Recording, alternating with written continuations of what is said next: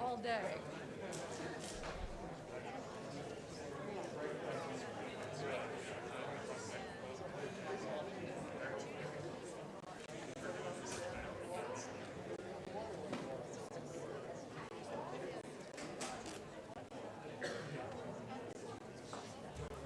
Just going to let the board members get logged in real quick.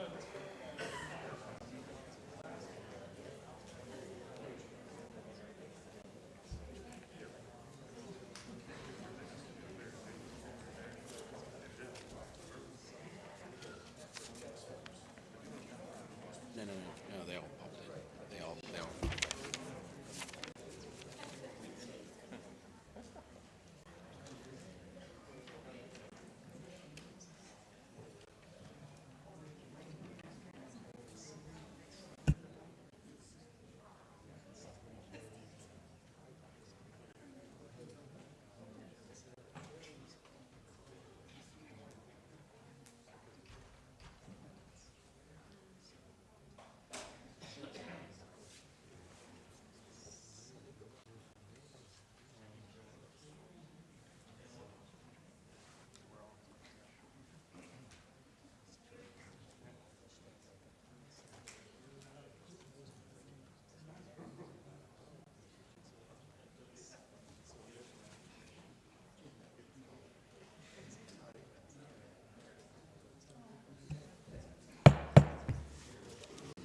Good evening. This is the Board of County Commissioners meeting for May 6th at 6:15.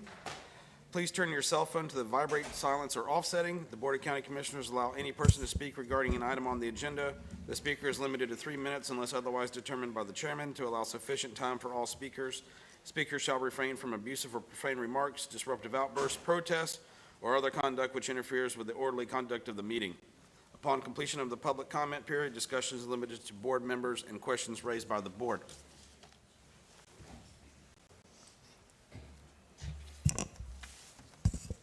Commissioner Underhill, you have the invocation this morning. Thank you very much. Please, if everybody would stand me and join in the invocation. It's a long-standing history in the United States of America to begin our meetings of government with an invocation. And what we're doing is we invoke a greater power to call upon us to be the best that we can be during this period of time. So we all do that in various different ways. Sometimes we do it with a prayer. Sometimes we do it with a moment of silence. So tonight, I'd like to do it for each of you to go to your higher power and invoke that higher power to be the best citizen that you can be and to give us the blessings, your blessings, to be the best commissioners that we can be. Please join me in a moment of silence.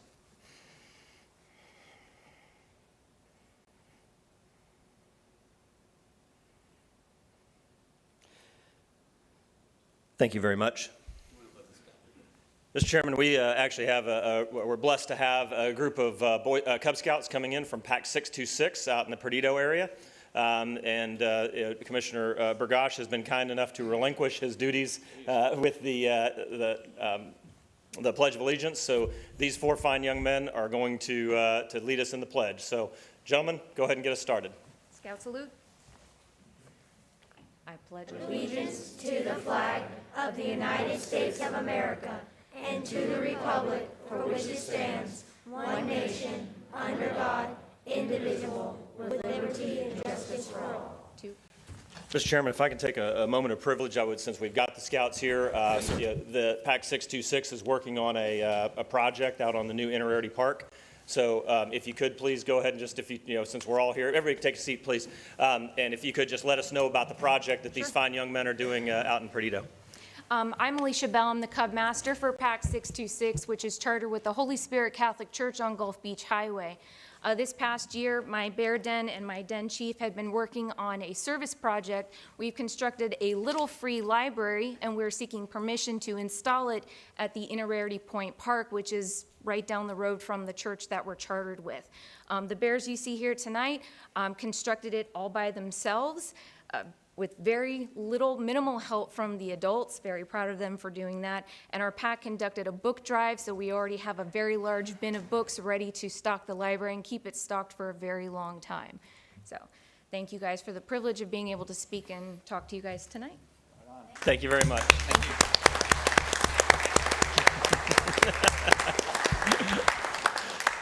Thanks a lot, guys. We really appreciate you. Okay. There, any items to be added to the agenda? No, sir. No. I have one, Mr. Chairman. It's already been added, sir. It's already been added. Yes, sir. Thank you so much. None, Mr. Chairman. And my add-on, just to piggyback with the Yes, NC sir, it's project. added as well, as is mine. Madam Administrator? None, thank you. Okay, take a motion So moved. Second. to accept the agenda as presented? Yep, thank you.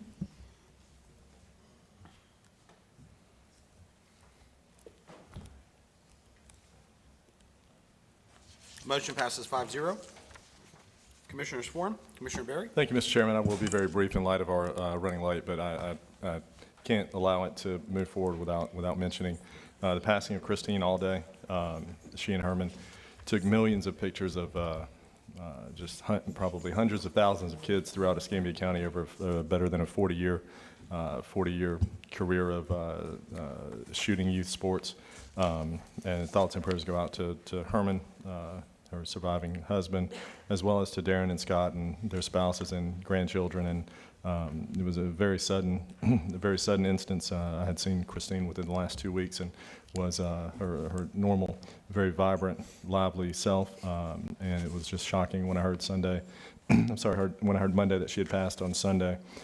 So certainly our thoughts and prayers go out. I know they did a lot of work for the county over the years as well. I know they shot headshots for Commissioner May and I, 10 years ago. Absolutely. But I think they did a lot before that as well. Thank you. Thank you, sir. Commissioner May? Thank you, Mr. Chairman. And I echo the words of my dear friend from District 5 about Christine Alday and Herman. Long before I became a commissioner, I was a Little League coach.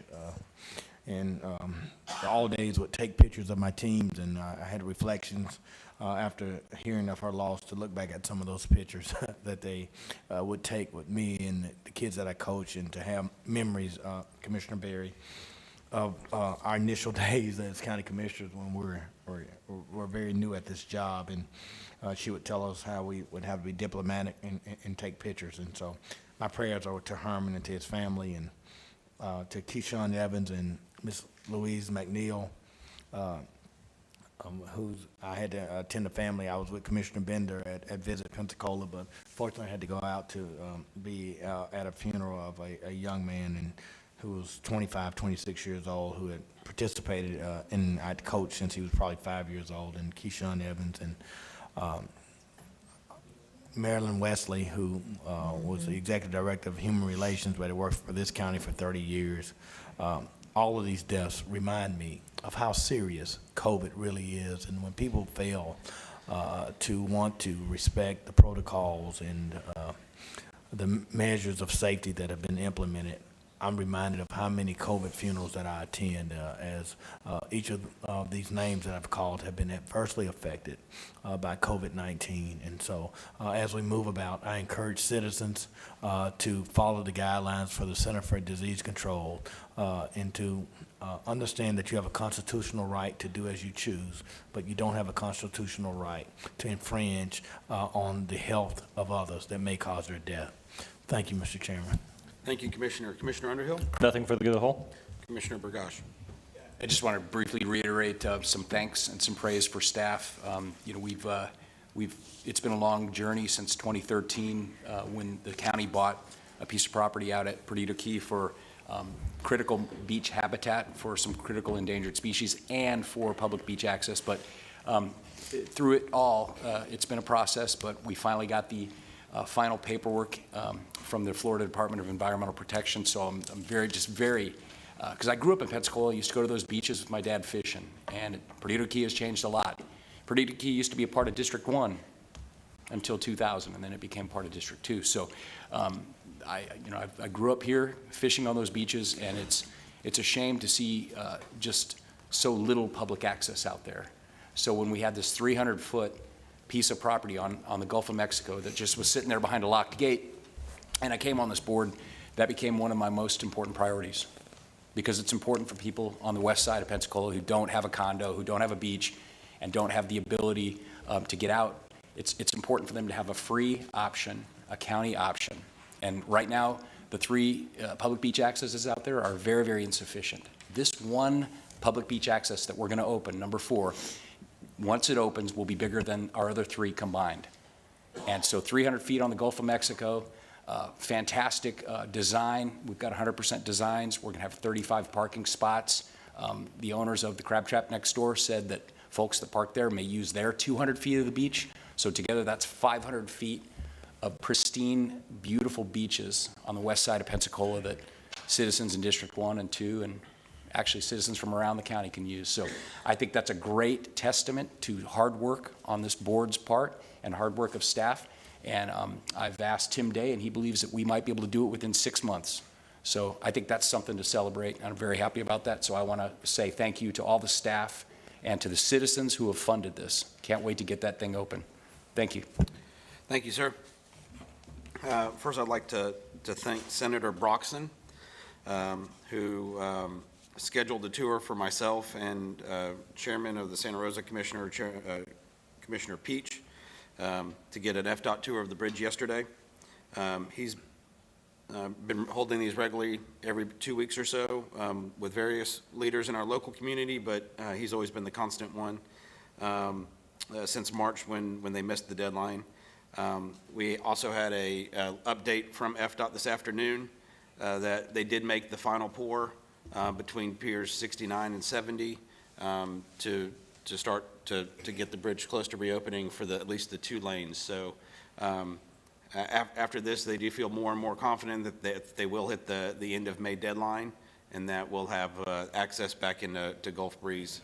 So just for people to just be familiar, we'll be releasing some images. FDOT will be releasing images in the coming weeks to show what the traffic pattern will look like as you come off of the bridge into the landing in Pensacola, as there will still be some construction ongoing there.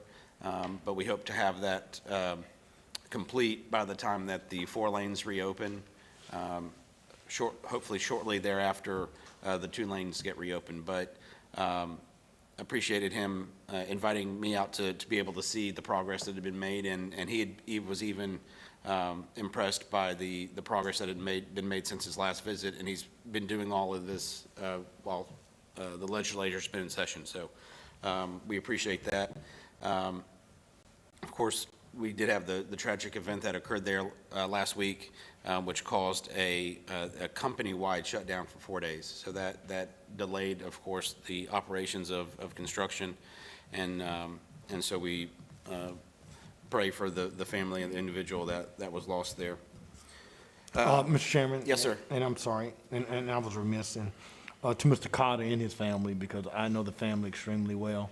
Our condolences and prayers are with them, and as I said earlier today, to Sanska, who certainly reached out to be supportive with resources. We appreciate that, and we want to continue to do whatever we can to be supportive of that family on both sides. As you said earlier today, a small contractor and an accident that happened that caused pause for all of our community.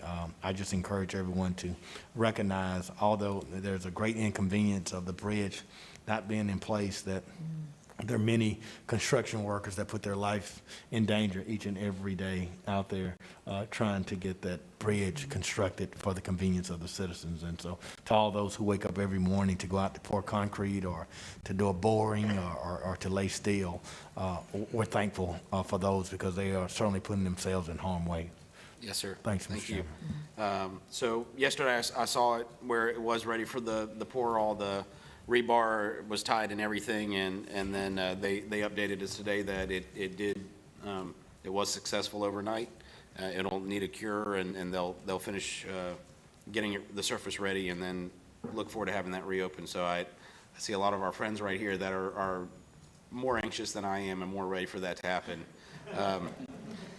Also, I want to thank Pastor Ted Traylor with Olive Baptist Church for inviting me to join them in the National Day of Prayer and for the event that they hosted. Pastor Lonnie Wesley was there and appreciated, as I said, I appreciate being able to see people out. I know in our congregation, it's been reduced in people that are able to attend. So everybody was happy to see each other, and it was an outdoor setting, and appreciated Olive Baptist for hosting that. Thank you for being there, Mr. Chairman, because Pastor Wesley did get on me as I attend his church as my pastor, and he was very concerned why I was not there, and I said that the chairman represented me, so thank you for being there. He said he expects to see you on Sunday. Oh, I'll have the tithe. I'll have the tithe. I'll have the tithes. Yeah. My offering will be there. Anyway, I also want to congratulate Sonia Daniel on being selected the 2021 Communicator of the Year for the Pensacola chapter of the Florida Public Relations Association. Had the opportunity to work with her during the election as being on the canvassing board. She's part of David Stafford's staff and did a great job, so congratulations to her. Also, congratulations to NAS Pensacola and Whitingfield for being named 2021 Great American Defense Communities. And I think clearly that's something that's recognized of all the efforts that we do in our community to help them get that. Madam Administrator, do you have anything? I do. This morning, I did recognize Randy. I'm glad Randy came back this evening. He's our new purchasing director. I know Cassie is probably the most excited person that he's here, but we're very thankful that Randy's here. Chris Kilstrom, this morning I mentioned to you all that we were going to be losing an employee to, I believe, potential SpaceX project? No? Okay, I'm not supposed to say that. They work with SpaceX. Okay. But Chris asked to just make a couple of comments and. Chris Kilstrom, District 3, Pensacola, Florida. These are my personal comments, but after 22 years of the Navy, I'm extremely fortunate to come with the leadership. Chairman Bender, Madam Administrator, thank you. It's been an absolute joy. And from when I think they work tirelessly, their dedication is second to none. When I was diagnosed with COVID, I had clear guidance. I tried to come back. My excellent director for safety of the county and the employees said, no, the policy is 10 days. I received the 10 days. And he, even though I was fully vaccinated when I tested positive, they still had clear guidance. When Hurricane Sally hit, Jana Still, who is from 10 o'clock at night to 5 o'clock in the morning, normally is sending emails, was here 23 hours straight, the whole time straight, along with Cassidy, Bart, the whole screw, and they worked tirelessly, moved heaven and earth. How can we protect the county? How can we thank the county? What can we get, put Cassidy, whatever we need, generators, we need stuff up to get this county back up and running. We want to do this. And a special thanks to Tanya, our scanner out there, that we take our temperature. That was an ECAT thing. She said, what can I do to make my employees safe? What can I do for this? And it was nothing joy working with her. She's not here. But it wasn't an easy decision. But the leadership from the commissioners to the county administrator, just want to thank you. Well, we're going to miss you, Chris. Thank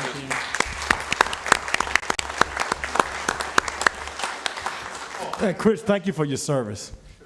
The correction, what was that, sir? I said, thank you for your service. You mentioned District 3. I was glad. I don't mind you leaving your job. Just keep voting. And the corrections officers work closely with them. Sorry to leave them out, but they work tirelessly in an unthankful job. And I see that every day working with the jail staff, and they're professionals beyond. And like I say, I was in the Navy for 22 years, and I've worked with battle with any of these guys I've worked with in the Navy. Thank you, Chris. Best of luck with your new Thanks, position. Chris. We'll miss you. Yeah. So Eric? I think it also means that if anyone's interested, we do have. And Jeff, Yeah, did you we'll hear have a that? position. He had a vaccine and he still got COVID. So, I mean, you got your answer today. You don't need a medical professional to tell you. Eric, you want to come up? As you know, Eric and Debbie and I have been working to replace the fire chief, to place a fire To chief. place a fire chief, yes. Yes. And so if you'd like to discuss it, we have been in negotiations, and I think we got final word today from our. Yes. Okay. So after an exhausting search, and I appreciate your leniency and letting us get the right fire chief for Escambia County, we're pleased to announce Jason Catrambone has accepted the offer as fire chief for Escambia County. He starts with us June the 14th, and he brings with him more than 25 years' experience, accomplished chief and fire officer, including more than 18 years of command level experience. Catrambone currently serves as the chief for the city of Williston in North Dakota, and has certifications as Hazardous Materials Incident Commander, Strike Team Task Force Leader, and Catrambone has earned his associate's degree from Columbia Southern University and continues his coursework toward his Bachelor of Science in Fire Service Administration, which he is expected to finish up this year. He also has received an executive certificate in public leadership from the John F. Kennedy School of Government at Harvard University. He is a member of the International Association of Fire Chiefs and previously serves on the board of directors. Catrambone brings a wealth of knowledge and a great breadth of experience to this position that we're looking forward to, and we're excited to have him come to Escambia County. Great news. I know we're all excited to have him. I was able to meet the four candidates that we had here. I know we would have, any one of the four would have sufficed. And so, but he was the first one I spoke to. I think he worked well with volunteers and career. Yes, he has a combination department currently where he's at. I think he has 70-something career and 60-something volunteer out of 4 or 5 stations, but he is a combination station up there. And I would say the other thing is 33% of his firefighters are, Female. So, and some of them weigh less, around 100 pounds even. So we had a lot of I think our conversation 90, about yeah. Improving diversity in our firefighter workforce. yes. And he's also, in his military experience, he stood up a number of Overseas. departments overseas. Yes, sir. In war-torn areas. And so we look forward to having him join us in June. Well, I look forward to having him here and meeting each one of you and then building a good relationship going forward. So, Great news. thank you. Yes, sir. Thank you, Eric. Thank you. Madam Administrator, anything else? No, thank you. Okay. We have a presentation by Captain Robert Turpin, Marine Resources Manager to the volunteers of the 2020 Marine Turtle Nesting Program. I'd say that I had the opportunity, I think I saw Christine in here. Can't tell behind all the masks, but maybe not. But I had the opportunity to join her on one of the last days last year. And so I do look forward to coming out and doing another ride. I've still got the T-shirt that we see. So, but thank you for all y'all do, and I don't want to take it away from Captain Turpin, but go ahead. Thank you, Mr. Chairman, Commissioners, ladies and gentlemen. It's my very, very lucky honor to be here tonight to be able to present this because Mark Nicholas, who actually runs the program under Natural Resources Management, is away on a personal holiday, and I get to do this, and I feel really lucky to be able to do this. And I also want to recognize Samantha Bolduc.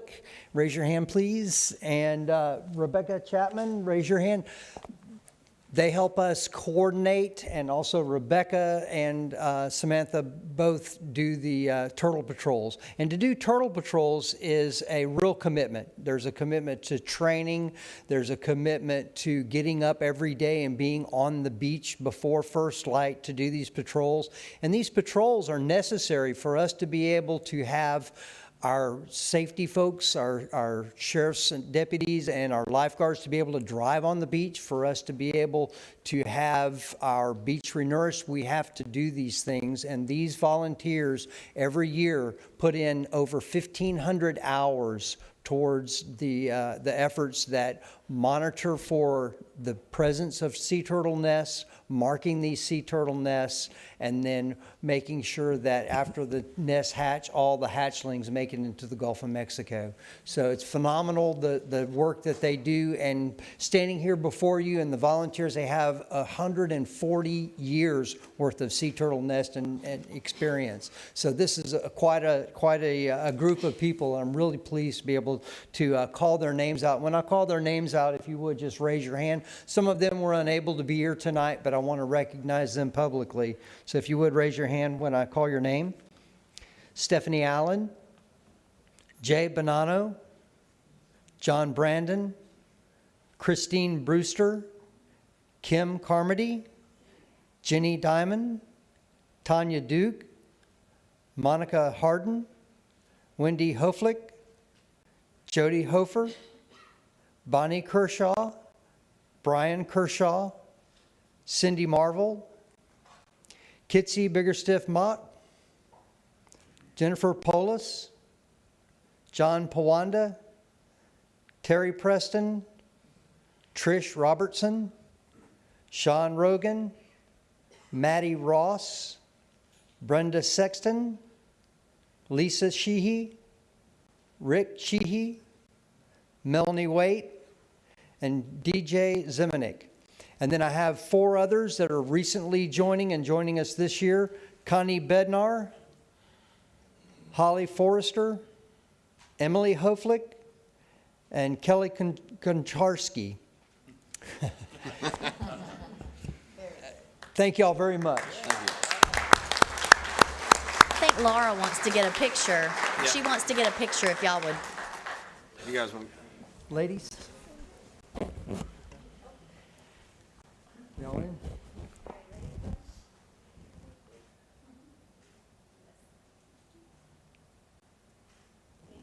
Thank y'all. So Captain Turbo, before y'all, of course, last year we had a turtle nest in the middle of the day, right as Turtle Patrol was wrapping up.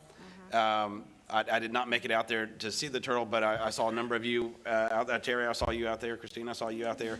I mean, everybody was so excited for that. And I know that the storms that we had last year, I don't think that survived all the those early in the year hurricanes that had high storm surge that took them out.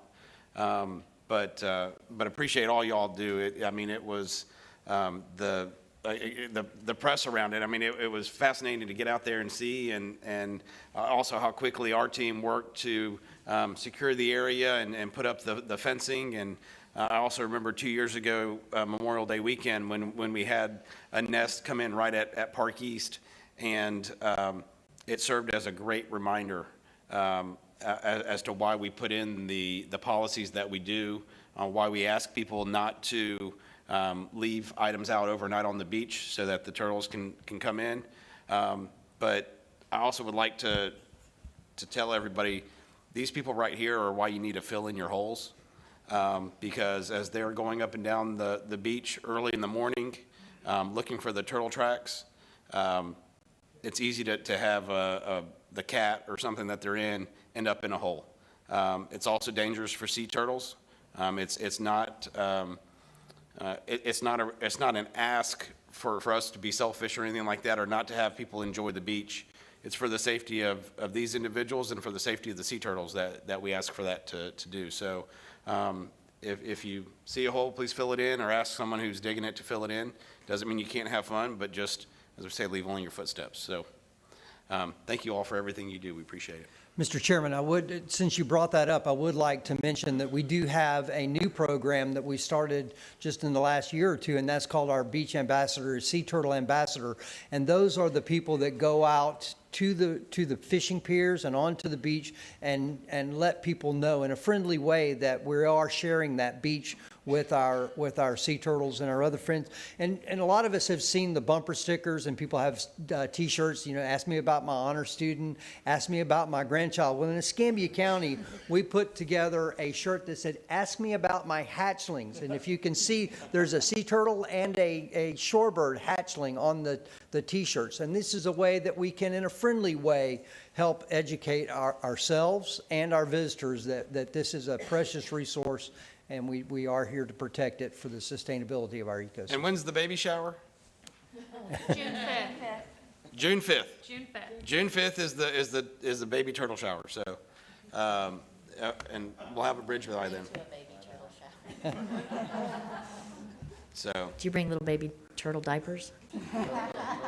Okay. But, all right. Well, thank you all for coming in. I know some of you, it's a long drive, so we appreciate it, and hopefully we have a great, successful year with our turtle monitoring and hatchings. So, thank you. Thank you. Thank you.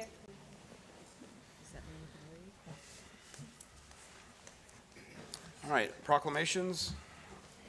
Mr. Chairman, I move the proclamations. Second. All right. Please vote.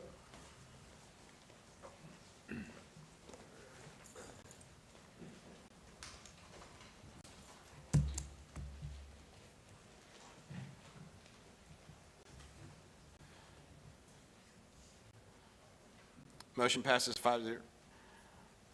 Richie, were they the ones making all the noise earlier? No, just you. Huh? So relax. Ain't no cookies out Yeah, there, yeah. man. Stay there. Okay. So the first proclamation this evening, I think is still the employee of the month.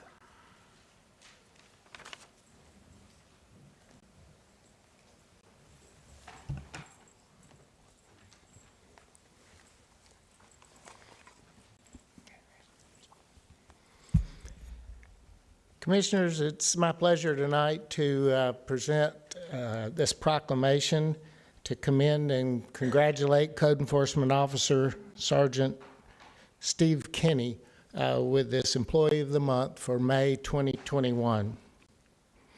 Whereas Escambia County has established an Employee of the Month program to recognize one employee to represent the various departments, and whereas Sergeant Steve Kinney, an environmental enforcement officer in the Natural Resources Environmental Enforcement Department, is selected for Employee of the Month for May 2021 for the standards of excellence that he has displayed in the performance of his duties.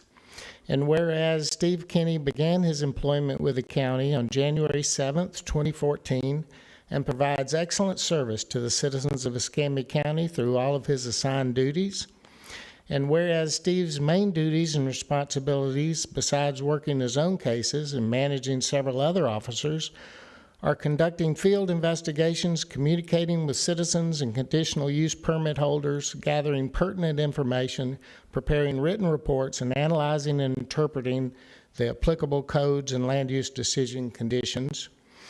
And whereas, as an environmental enforcement officer, Steve takes great pride in being able to offer new officer trainees the best training possible within the small amount of time that he has to train them, he put together a classroom curriculum that's designed to provide a fast-track knowledge base for the trainees so that they have the basic idea of what they're being exposed to and what to expect when they're placed with a field training officer for the first time.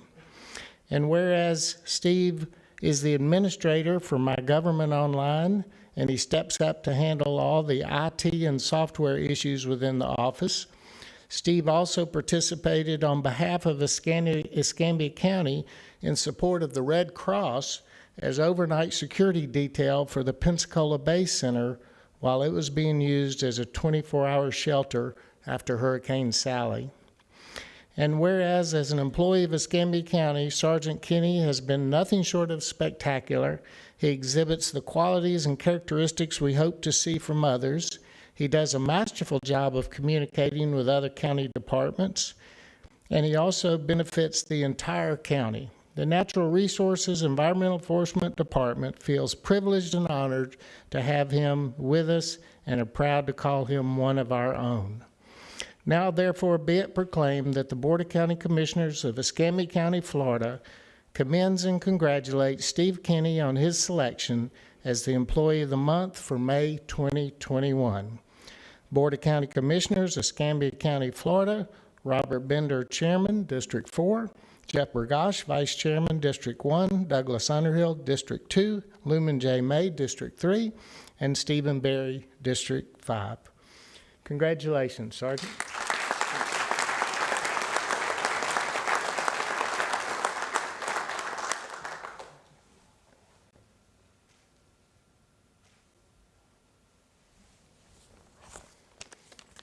Would you like to say a few words? The most important part, right? Everybody thinks they're getting donuts on Monday.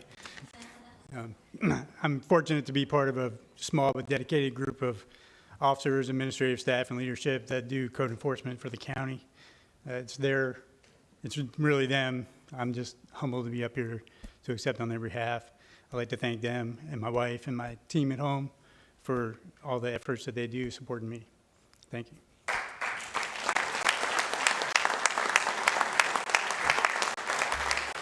Thank you for your service, Steve.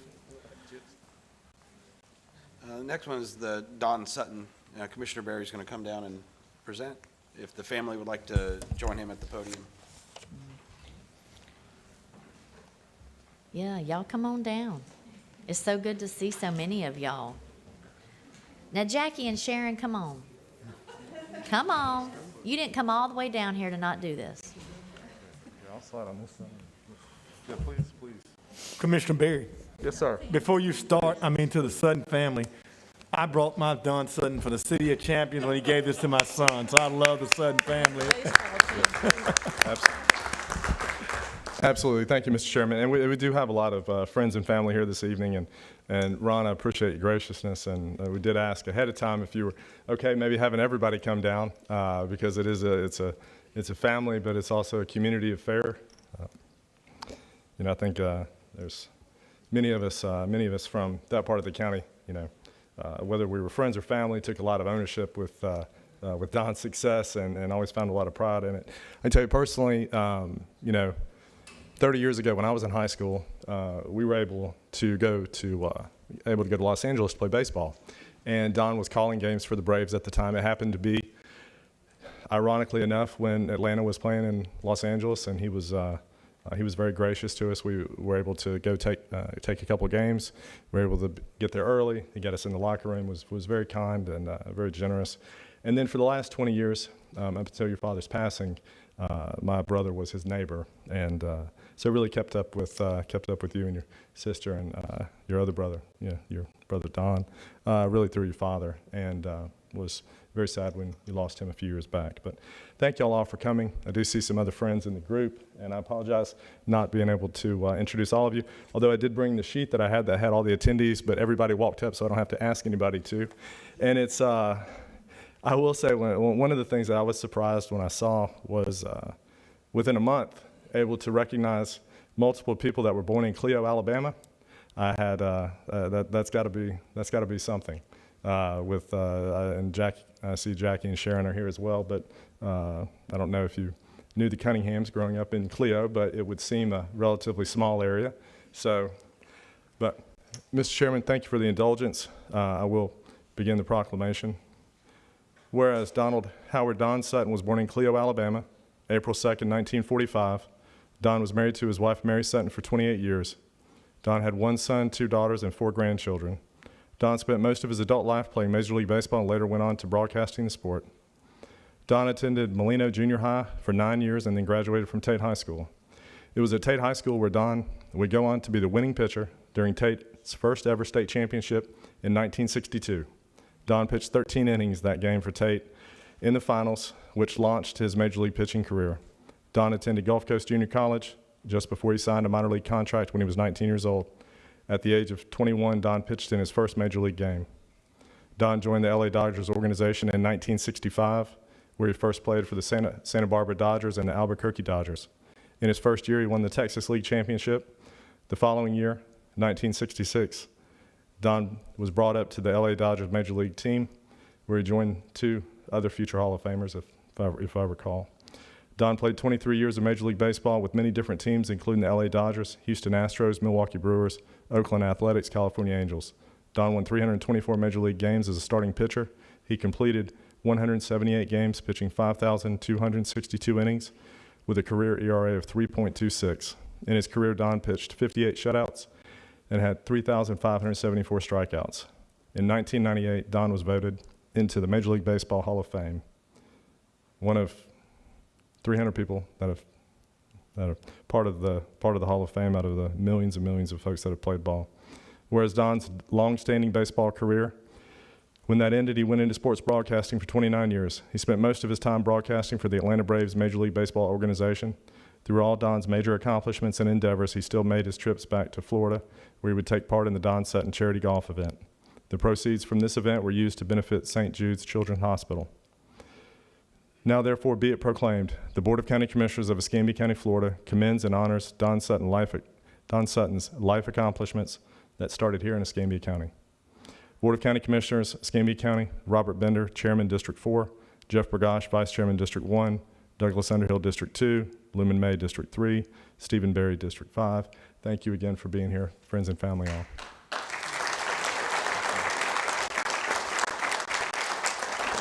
Please, everybody come in as much as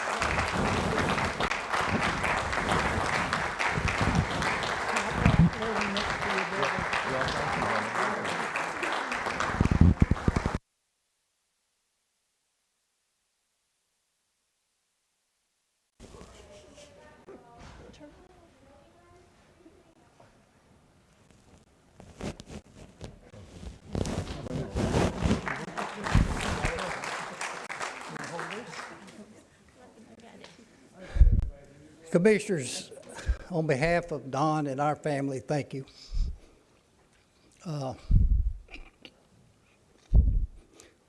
This is home.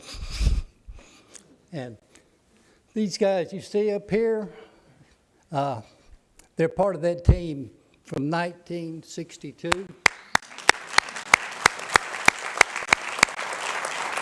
And to Commissioner Berry, I appreciate he and Don and Dylan and what they did to put this together. Like I say, when Don talked about coming back here, it was coming home. It was coming home. And the thing is, his career is a testament to my mom and dad, who taught us that if you have a good work ethic and you try hard enough, anything's possible. And you talk about Jackie Cunningham back here. His dad was the reason that we wound up in Molina, Florida in 1950.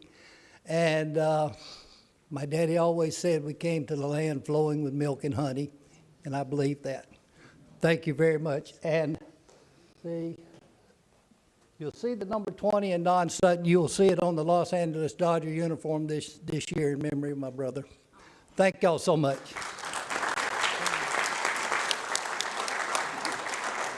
Thank you. Where'd the commissioner go? Now, y'all can't leave. Y'all got to sit through the rest of this. Come on now. I see y'all. Bye.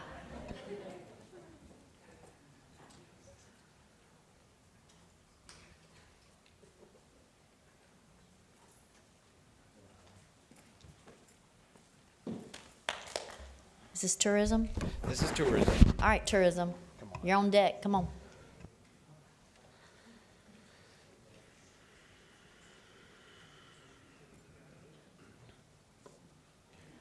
Darren, how you doing? Good. Cole, how you doing? Perfect. All right. Good evening. I have this Escambia County proclamation. Whereas the National Travel and Tourism Week was created by Congress in 1983 and is celebrated annually the first full week in May. And whereas the National Travel and Tourism Week is an annual celebration of the contributions of the travel industry and spotlights the critical role that travel plays in driving the economic recovery efforts and building a path forward through this year's theme, The Power of Travel. And whereas a robust travel industry provides significant economic benefits for the nation, generating more than $2.6 trillion in economic output in 2019, with $1.1 trillion spent directly by travelers in the United States. And whereas the Pensacola community provides visitors with a diversified travel experience, which encompasses a variety of attractions and businesses for travelers to explore. And whereas Visit Pensacola serves as a leader in the economic development of Escambia County by attracting visitors, generating income, jobs, and tax revenue, which help make the community a better place to live and visit. And whereas the power of travel will revive Escambia County in the United States and drive us forward to a more prosperous future. Now, therefore, be it proclaimed that the Board of County Commissioners hereby declare May 2nd to May 8th, 2021 as National Travel and Tourism Week in Escambia County to celebrate the impact of the travel, hospitality, and tourism industries in the Pensacola Bay Area and urges citizens of Escambia County to join in this special national observance with the appropriate events and commemorations countywide. Board of County Commissioners, Escambia, Florida, Robert Bender, Chairman, District 4, Jeff Bergas, Vice Chairman, District 1, Douglas Underhill, District 2, Lumen J. May, District 3, Stephen Berry, District 5. And presenting this to Visit Pensacola, the Executive Director, Darren Schaefer. So. Yeah, we'll do a picture real quick. You want to come on? Good?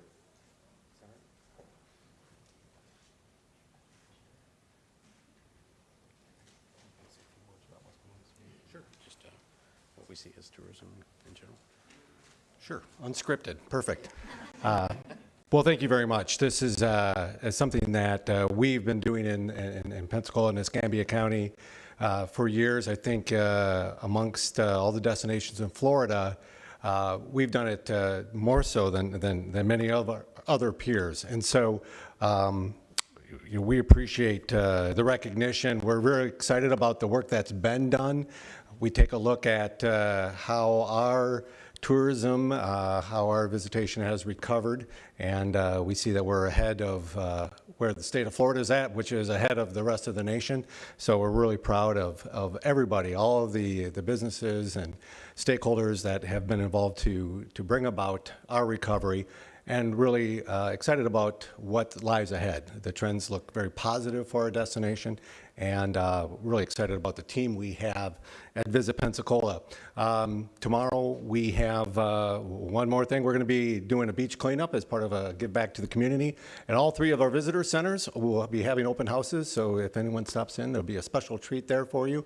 Both at Perdido Key, our office at the base of the bridge, yes, you can get there, as well as Pensacola Beach. So thank you so much, and we're looking forward to continue to provide some great returns back to Escambia County. And Darren, I think you just celebrated your 1-year anniversary when? Yeah, 1 year, April 20th. So what a year it has been. So, So the fact that he's still here and we've done a great job. We had to work through a lot last year, and so I appreciate the tough decisions that had to be made on the visit side, and I'm glad that we've had a quick rebound where we have set some record months for most of this year, and hope that we have a great summer. So thank you so much for all you do. Thank you. Thank you.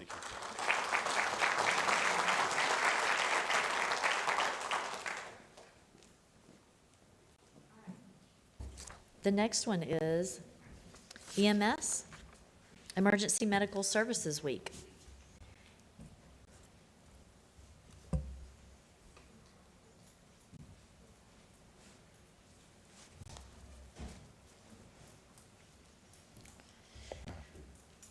Thank you.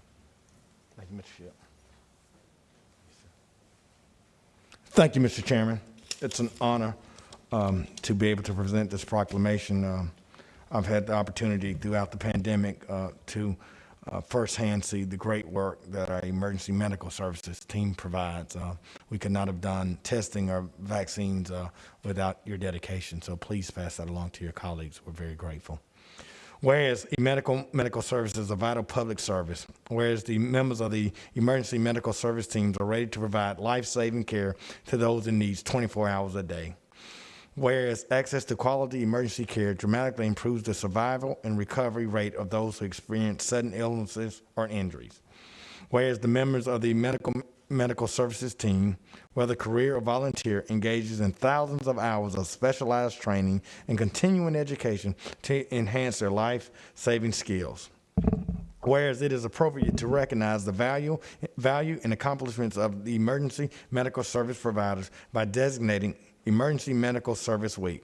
Now, therefore, the Board of County Commissioners of Escambia County, Florida, does hereby proclaim the week of May 16th through 22nd, 2021 as Emergency Medical Service Week in Escambia County, and encourages the community to observe this week with appropriate programs, ceremonies, and activities.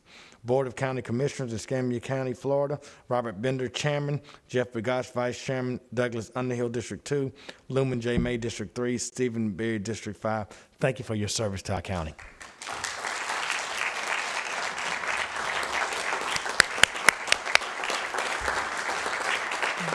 And Eric, you might want to recognize the visitors recognize the visitors.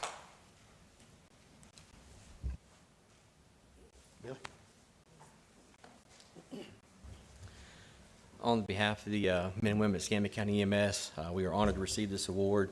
Also want to thank the commissioners and the county administrators for over the last 9 months that I've been in this position for the overwhelming support. We've really made some positive changes. We've moved EMS forward, moved us into the 21st century. We really appreciate that support. Our guys go out there every day and they sacrifice to provide the highest quality care for the citizens of Escambia County. I just want to say thank you all for your support. Thank you. And Eric. Eric. Yeah, we're going to introduce everybody real quick. Yeah, so we had representatives from Baptist Hospital here tonight to acknowledge our EMS crew, Drew and Margie Hobbs, Baptist Hospital and West Florida Hospital, Margie Hobbs. So appreciate them coming out supporting our EMS crews. I was gonna say, would they like to say anything? Would you like to say anything? I would just say that EMS professionals save people's lives every day, and people don't realize that. They don't think about the importance of them, but without them, our county would really, really be in dire straits. And so I just really want to recognize that the service that they provide to the citizens of this community. Yeah, I would echo that and say, you know, they have a really tough job, and when your car runs off on the side of the road and you're in trouble and you need somebody to save you, these are the people that are going to come save your life. So kudos to them, kudos to everybody outside the hospital, inside the hospital, all of our emergency management services. Just want to say thanks, and we're grateful to have them in the community. Thank you. And thank you for coming down and helping recognize them. We appreciate you coming. Commissioner May, Emancipation Day. Yes, sir. Mr. Ellis Jones?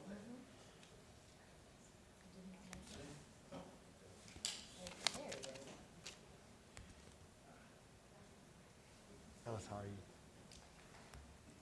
Yes, sir. Whereas the enslavement of Africans in the American colonies began in 1619, when 20 Africans were brought to the Virginia colony at Jamestown, marking the beginning of more than 200 years of captivity for Africans in America. Whereas on January 1, 1863, during the American Civil War, and in accordance with the war powers vested to him, President Abraham Lincoln issued the Emancipation Proclamation as an executive order, legally emancipating millions of slaves in the states that seceded from the United States. Whereas for 2.5 years, the Emancipation Proclamation became official, Florida slaves were held in bondage. And only after May 20th, 1865, when Union soldiers arrived in Tallahassee, Florida, were African American slaves in Florida set free. Whereas African Americans who had been slaves in Florida regularly celebrated May 20th, commonly known as Emancipation Day, as inspiration and encouragement for future generations to follow. Whereas African Americans in Florida have continued the tradition of observing Emancipation Day for more than 150 years. Now, therefore, be it proclaimed that the Board of County Commissioners of Escambia County, Florida, designates May 20th, 2021 as Emancipation Day. On this day, the citizens of Escambia County, Florida, should take time out to recognize the historical significance of Emancipation Day to the United States and observe that the end of slavery is a part of history and a heritage of Florida and Escambia County. Board of County Commissioners, Escambia County, Robert Bender, Chairman, Jeff Begosh, Vice Chairman, Douglas Underhill, District 2, Lumen J. May, District 3, Stephen Berry, District 5. Thank you, Ellis.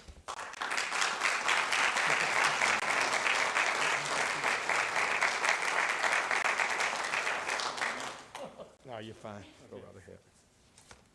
I'd like to thank the board for this proclamation.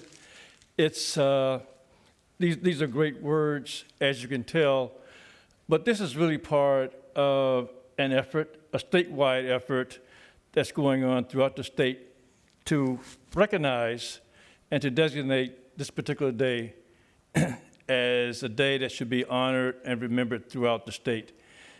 Initially, it started to honor those African Americans who were freed by the Emancipation Proclamation. However, the fallacy of it is that all Floridians should be aware of this effort. So it's not just an effort to commemorate that particular day, because there were obviously excited persons who enjoyed, who celebrated May 20th, 1865. And it reflects, if you use that particular day as a reference point, going back to 1619, when Jamestown was initially settled by Africans, we are talking about almost 150 years of bondage. So that was a great time of celebration. The goals now are to, and there are groups of people throughout the state working on this effort. The goals are to focus on historical inclusion. We found that the history books oftentimes are one-sided, and they don't reflect they reflect typically, as you know, history is his story. So oftentimes those persons who don't write the history books don't get reflected. So there's a big, I won't say an undercurrent, but there's a big effort to develop books, educational facilities that will be more inclusionary, be more diverse. So in the future, you will be seeing more of us talking to you, the commissioners, Board of Education throughout the state, because there's a big effort to have a plan. And I want you, all of you, to hopefully participate with your ideas, your resources, to make this a more inclusionary process of education. Thank you. Thanks, Ellis. And then next, we have the Community Action Month. Thank you, Mr. Chairman.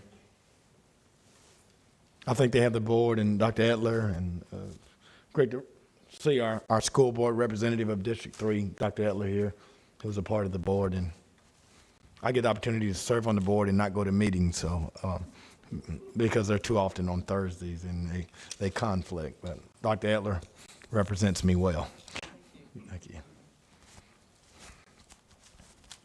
Whereas the Community Action Agency has made essential contributions to individuals and families across this nation by creating economic opportunities and strengthening communities.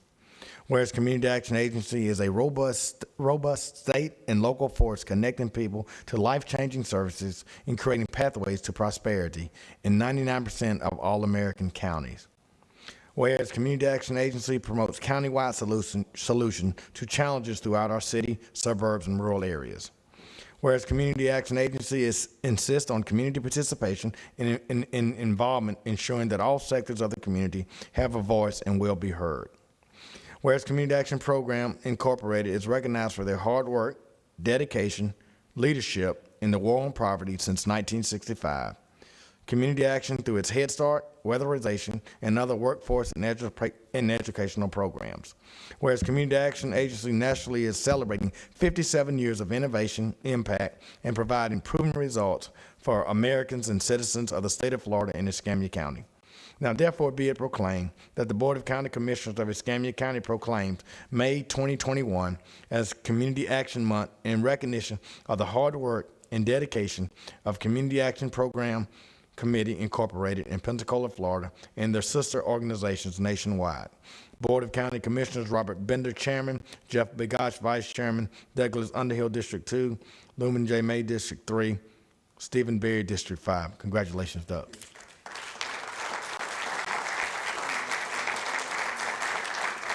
Come down, son. Yeah. Go down. Yes, lay it up. Yeah, you're right. Do it right there. Right here, man. Right there, right there. You get right there. Okay. My leader.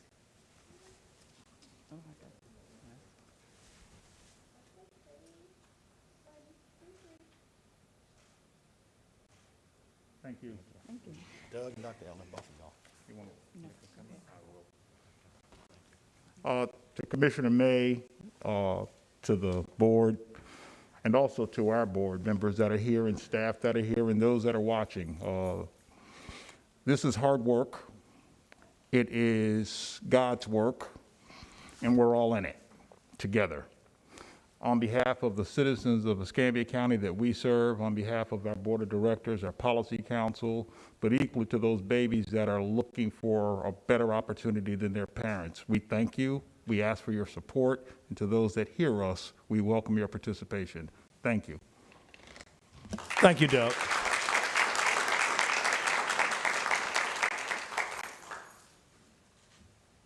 And it's so good, Mr. Chairman, to see Rusty Wells, Allison, I said the guru of municipal government that has served in many years.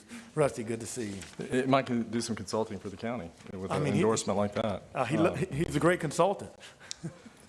While they're making their way out, Doug, before you get out the door, I want to recognize I've got, was very fortunate 3 or 4 years back to get some good partnership with Community Action, and going into 2 communities in Molino and Cantonment that had no Head Start, had a tremendous demand for Head Start, had a real need, had very socioeconomically depressed areas, and through partnerships with Community Action, they actually worked on part of the renovation, partnered with the county on the buildings themselves, as well as through their Head Start program, their Head Start coordinator and executive director, Doug, helped us secure Head Start classrooms very quickly, and those classrooms have been full since. And I want to thank you for that. It's made a tremendous difference in the Molino and the Cantonment community, your presence there. So thank you.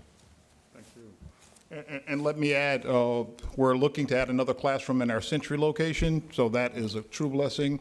And on Saturday at the former ESAL Center, now the Brigadier Center, Community Action is having a health and wellness fair. It'll be all afternoon. It's free, no cost, plenty of services for families. Please invite those that you know. And again, thank you for all that you do. Absolutely. And if there's anything that we can do with your Century location to help out, it's, not exactly the same situation, but we can still help with some resources, especially hearing that the demand is there. That's what's important to me. If you'll, feel free to get with me, anything we can do to help. I have to say on behalf of our board, our staff, every time the call is made, this body, this commission responds. It may not be all that we ask for, but it's something, and we appreciate it. Thank you. Thank you. Commissioner Berry, and I do get the opportunity, and Doug, thank you for keeping me informed, even though we conflict on meetings because of Thursdays on many occasions, but I get the opportunity to serve with Community Action, and very few people would appreciate or recognize this. I think Audrey would appreciate it, and possibly Horace and Administrator Gilly, but Commissioner Junior, who served as the first African-American to sit in this seat, and Rusty would understand this. Community Action was near and dear to Commissioner Junior's heart, and he utilized not only the power of this seat, but the resources of that organization to really transform and help communities, and to often hear people on the campaign trail talk about Community Action and the cheese and the butter and the rent, and Laurie Etler would understand that. And so the legacy that Commissioner Junior left with Community Action and District 3, Doug, I'm glad that we have partnered to continue to keep Willie Junior's legacy alive of just helping the community. So I certainly appreciate that, and Community Action and the legacy of Willie Junior is very near and dear to my heart. So thank you so much. Thank you, Commissioner. Did the clerk's office receive proof of the publication? Mr. Chairman, the clerk's office received all proofs. Move that we waive the reading. Thank you. Second. Please vote.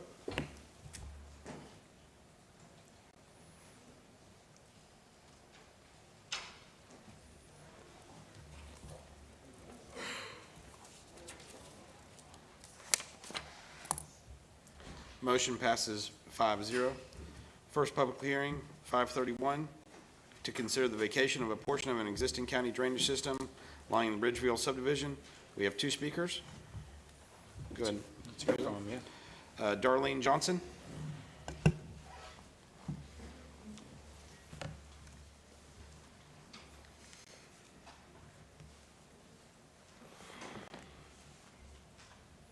Thank you for hearing us. And my husband and I are here only to answer questions. If you have no questions, I'll go sit down. Okay. Bye. Yes. And then I'd just like to recognize him. Robert, would you like to say anything right now, or are you just going to? Okay. Okay. So, Board, this is something in my district. It is, I believe it was, there were some calls that we received in our office, and that Stacy, I think, shared with you all from some neighbors regarding some concern that they have. Staff has reviewed it. We do not feel that this will have an impact on the drain that is adjacent to the property. And we'll be able to access it and do what we need. You support it, right? I do, but I also want to be careful about setting a precedence.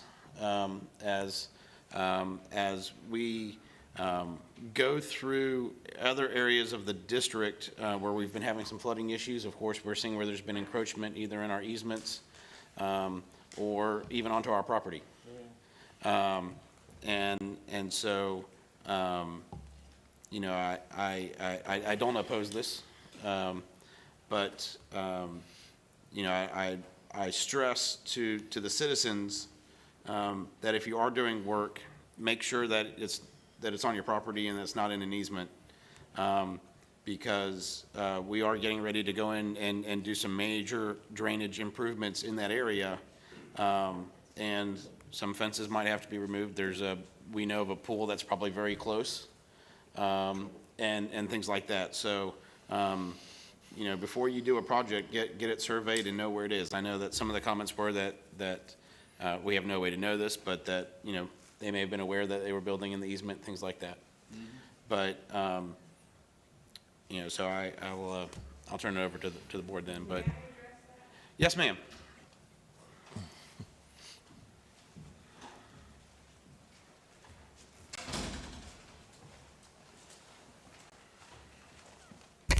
Thank you. And to address the building on an easement, at the time the home was built, originally was in the 1880s. The county did not acquire the property until approximately 1970. The house last construction was 1958. My husband and I have only had the property for, no, just less than 30 years. His father got the property from family in 1943. The land, including what is the ditch, was fenced, maintained, and farmed by the Johnson family. The Johnsons, when they were approached by a representative of the county representative walked up to them, and this is firsthand knowledge from my mother-in-law who passed away approximately 25 years ago. She was standing there with her husband. She told me this. She said, the man walked up and said, Mr. Johnson, we want to put a drainage ditch through here. And Mr. Johnson answered him, okay, you can put it through here as long as you maintain it. He was never told that, to my knowledge and to his wife's knowledge, that the property, that 20-foot section that runs the length of the acre, was not owned by him. He just thought when they first measured it all out in 1902, when August Johnson, my husband's grandfather, acquired the property, it was cleared by them. It was fenced. It was thought to be theirs. So as far as the Johnson family building on that, as it was an easement or a county property, it was not known to be. And that was done long before the county acquired the property from a company in Louisiana. I think their name was Bay. But that company sold them the property, the strip. Mr. Johnson, from knowledge, firsthand from his wife, never knew it. Sure. So just explaining that I'm saying we, for the Johnson family, did not know that the county even owned the property that the house was already existing on. Sure. All right. Thank you. Any other questions? No. I'll just make one other point about this ditch in general. Yeah, I mean, it bifurcates some property owners. I mean, their backyard sits on both sides of this drainage easement in other areas. So, but anyway, Commissioner Underwood. Thank you, Mr. Chairman. When we make a decision to vacate a piece of property, it really comes down to one legal question, and all the history, while informative, is not really that important in the decision. The decision is there a current or reasonably expectable future value in maintaining it as public property? And it's my understanding from your comments based on your research that the answer to that is no. That is correct. We feel that we can adequately perform our duties with what's left. Seeing no other lights on, I move the item in the affirmative. Second. Thank you. Second. Any other discussion? Please vote.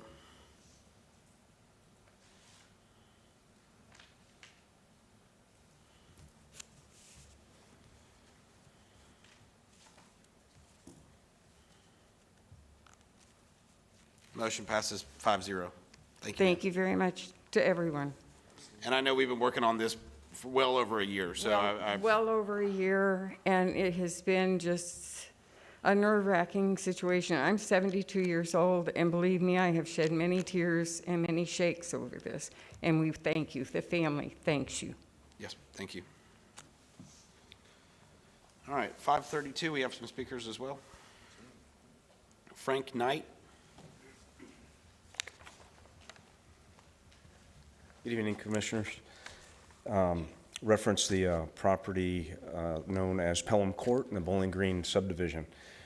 Request that the county to vacate the adjoining property or vacate that land to the adjoining properties. Currently, my company cares for the property. We've upgraded it, put asphalt millings down. It was basically a quagmire and mosquito infested when I took over the company in 2018. The company has made major improvements to our property, and again, we have incurred the cost of mowing it and keeping it clean.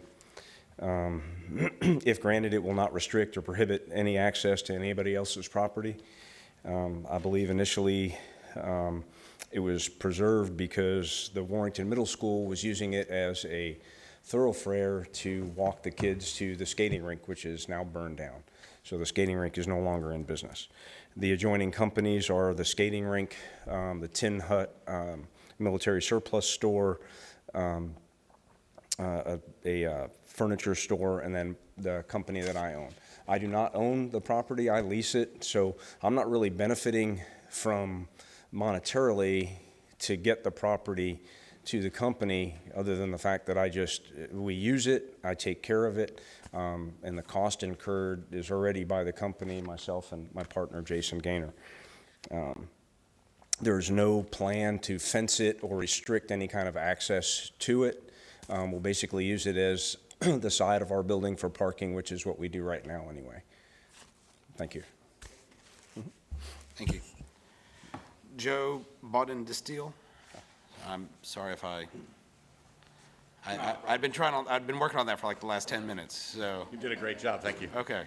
Thank you for the opportunity to speak. We did the same thing about 10 or 15 years ago, and the commission wisely decided not to vacate this property.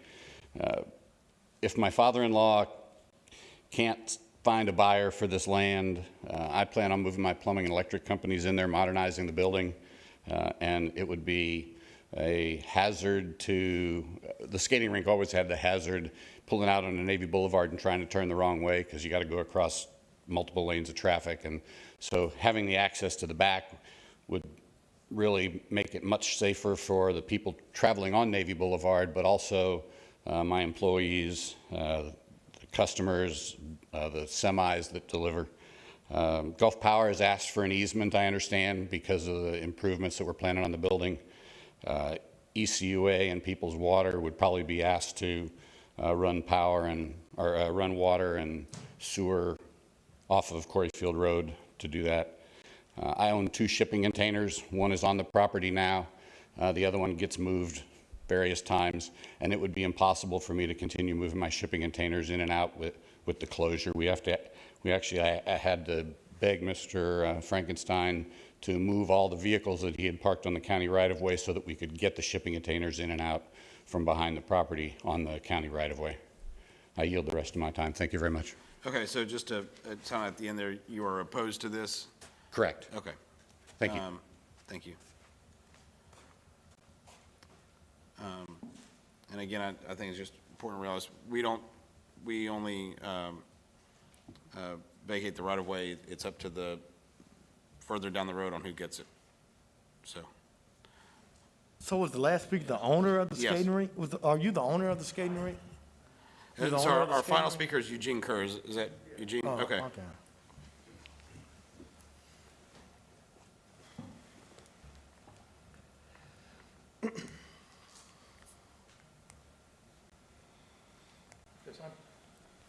I'm Gene Kerr. I've owned the property since about 1990.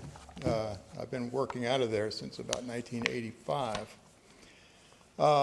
I opposed making it or the county vacating Pelham Court. We used it, true, we had Warrenton High School, or Warrenton Middle School students cross over. There's a walkway over there so that they would have ready access to the skating rink, but in 2019, we burned down.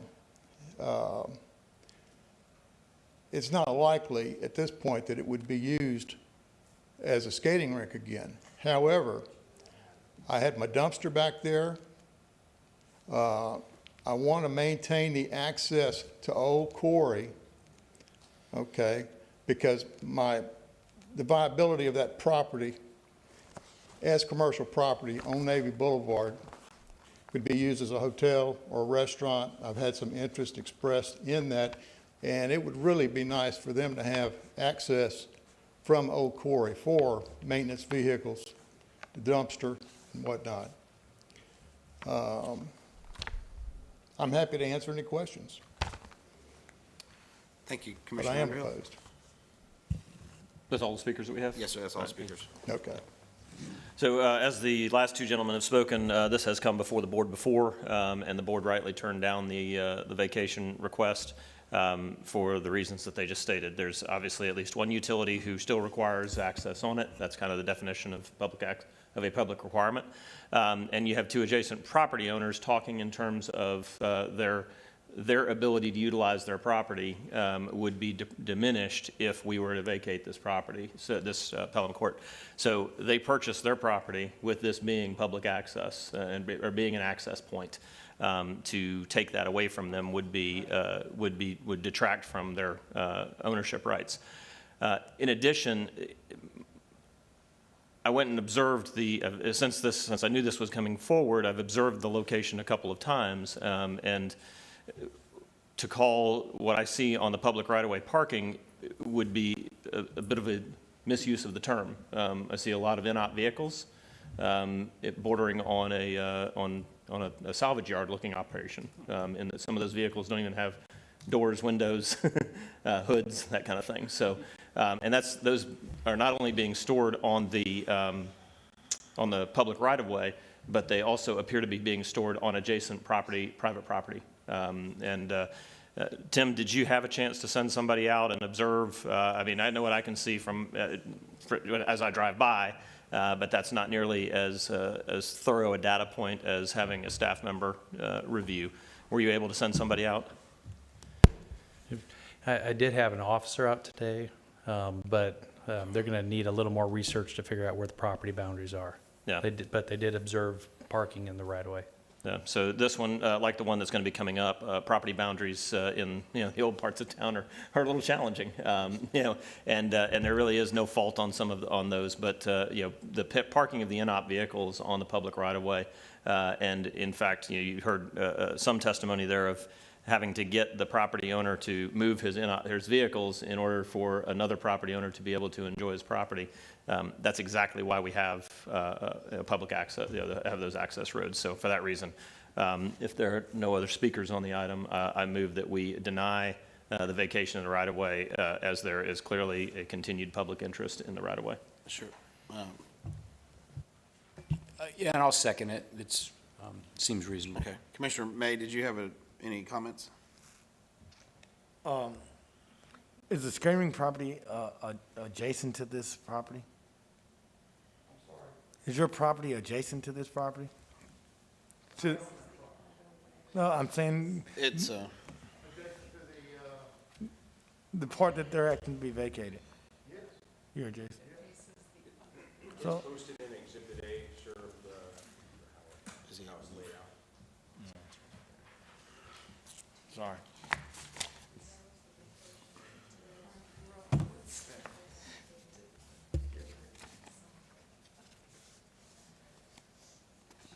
And Madam Administrator, do we have any intended use for this property for drainage or anything of public use, a public purpose? We do not.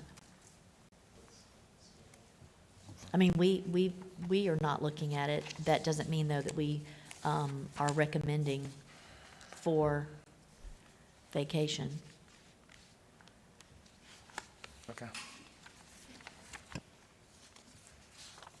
Okay. Any other discussion?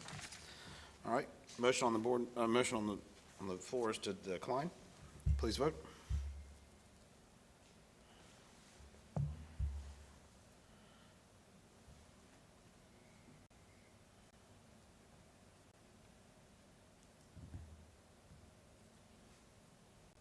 Motion to decline passes 5-0. Thank you, Jim. Any speakers on 533? Yes, sir, we have one. We have the applicant, Mike Parker.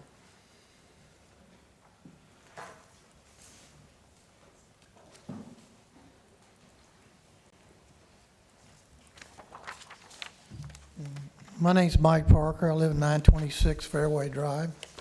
I'm just like Darlene. I'm here to answer any questions. I don't, pretty much speaks for itself what we're trying to do. I bought a piece of property. The property line goes right through my air conditioning unit. I wanted to remodel, and I'm facing setback issues, and it's parked there. I dug up some of the old records, and the old property line across the street actually went much further out. And then when I bought the property, there was been a fence out there for years, which was maintained by the previous landowners that we thought was part of the yard, but it's, turns out property line's right on the house. So that's what we're asking for. Thank you very much. Any other speakers? No, sir. So gentlemen, then the aerial picture that's in your backup pretty much tells the story. It reflects exactly what the gentleman just said. The property line kind of runs right down the building. You see that there's a county-owned triangular piece there adjacent to his house, and the vacation request is for a small portion of that. That parcel is too small to ever be able to build on, so it has no utility in terms of cash utility to the county to sell it. And there's no, to the best of my knowledge, there's no need for a drainage or anything else there. We're still maintaining ownership of the remainder of that parcel, the green space there, which has the value of canopy. So to make this vacation strikes me as being able to enable the homeowner to continue to invest in his property with no cost really to the citizens of Escambia County in terms of lost utility of the parcel. So for that reason, if there are no other speakers, I move the item in the affirmative. I'll second it. Thank you. Any further discussion? Please vote.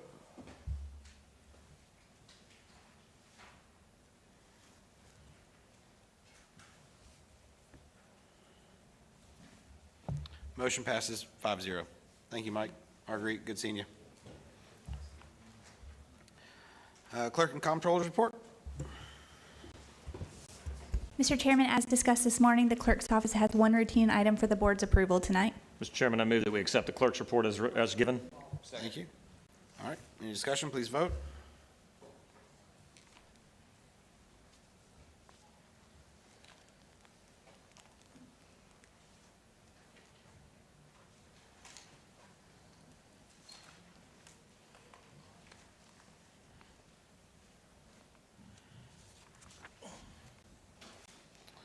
He's off the dais. Motion passes 4-0 with Commissioner May off the dais. Of course.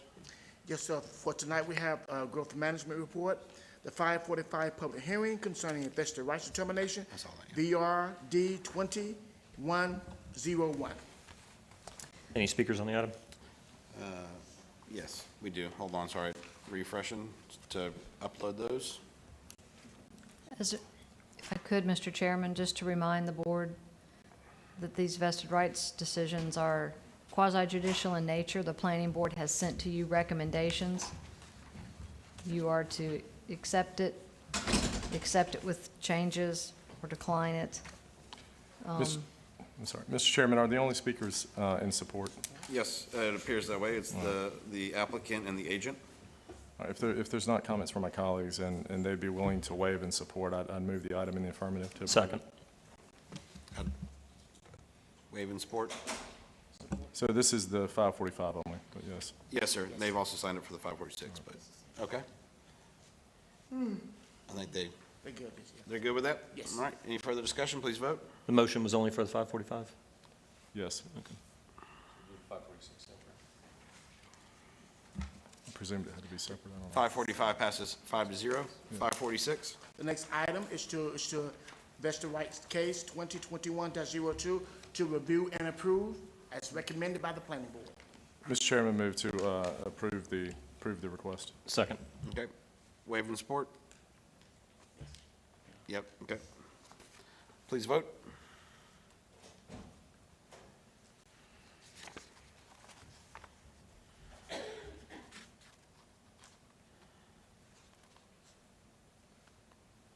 Motion passes 5-0. Thank you. Thank you. Then we do have our growth management report for action item, final plat, Cahaley's Landing. Do you have any speakers on these two items? No, sir, we don't. If we have no speakers on the two GMR action items, I move GMR action item 1 and 2 in the affirmative. Motion second. Sorry, I'm down for a second. Okay, there we go. Please vote.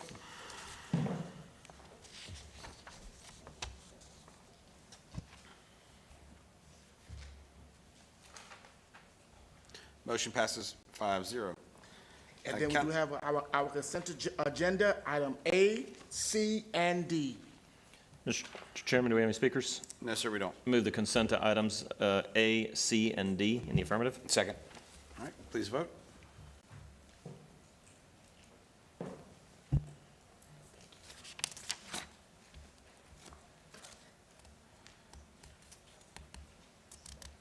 Motion passes 5-0.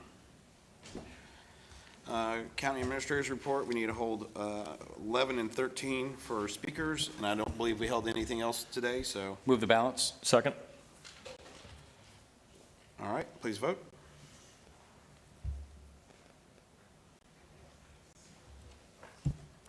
$11 and $13. 11 and 13.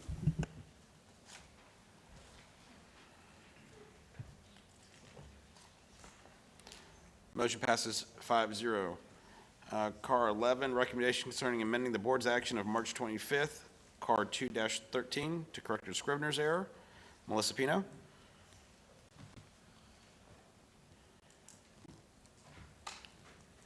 Thank you, Chairman Bender. Melissa Pino, 413 Southeast Boblets. Again, I'll pose a question or two that I know that I don't have any right to have answers to, but I'm still going to pose them. What did Bartleby lose track of old owl eyes? I mean, do we have a steno pool at the county now? What is the what is a Scrivener's error now in the county's categorizations of all the ways that we can find now to mess up money? What is a Scrivener's error? There haven't been any Scriveners since the 19th century. And the only time any of us who follow politics have ever heard the term Scrivener's error is when Commissioner Underhill used it to explain why he was having permits pulled on his lapsed contractor's license illegally. He called that a Scrivener's error. So if we're going to start using these terms, maybe the public might like to know what constitutes a Scrivener's error now at Escambia County. Looks like we said Fund 352 instead of Fund 311, and the call center was listed as 290407 instead of 290408. And what will make this new classification of Scrivener's error? Does that just mean like light touch errors as opposed to moving money between pots, or? Because the funny thing is, there actually might be a Scrivener's error on the agenda, right, with the extra in for inararity, although some people were wondering if that was actually the error that intentionally got inserted in the GIS map that map makers do so that they can copyright.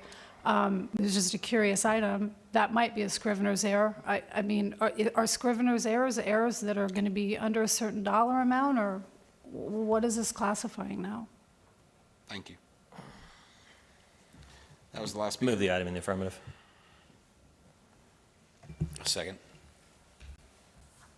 Please vote.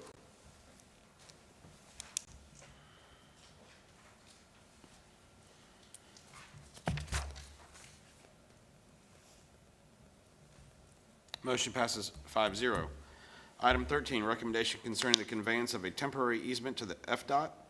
Melissa Pino. I'm only signed up for 4 things. It's just these happen to be back-to-back. Melissa Pino, 413 Southeast Boblets.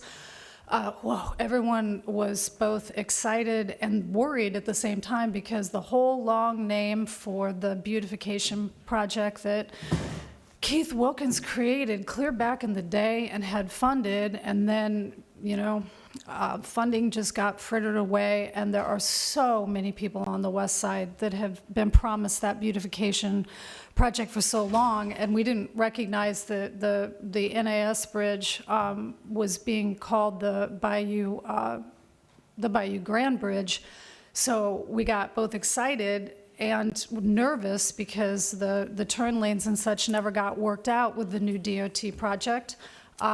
And then realized that it's just the small portion from Gulf Beach Highway to the base, which is great. I live off of it. Commissioner Bergosh, you travel it every day. I mean, you go in the front gate, right? Yep. So it's a horrible, blighted stretch.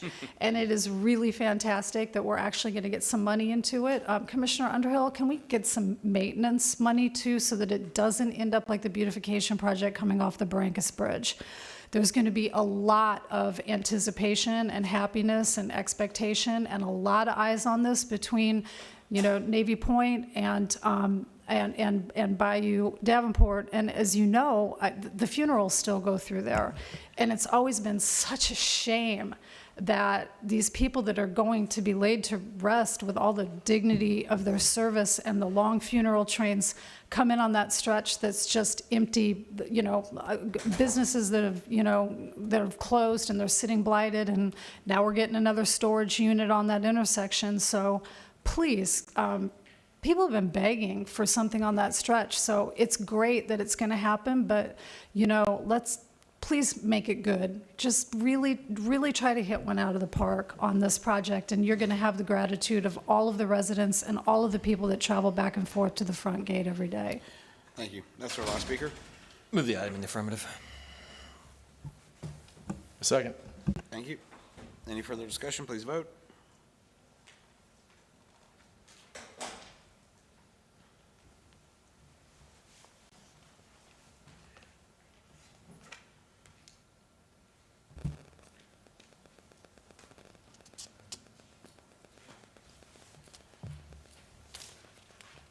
Motion passes 5-0.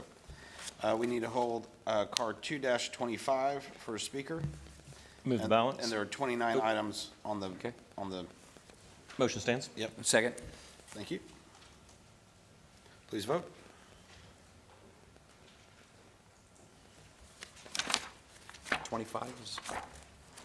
Yes, CARES funding. Okay. Motion passes 5-0. Recommendation concerning approval of expenses through the CARES Act program funding. Melissa Pino? Wow, you guys are flying. Melissa Pino, 413 Southeast Boblets.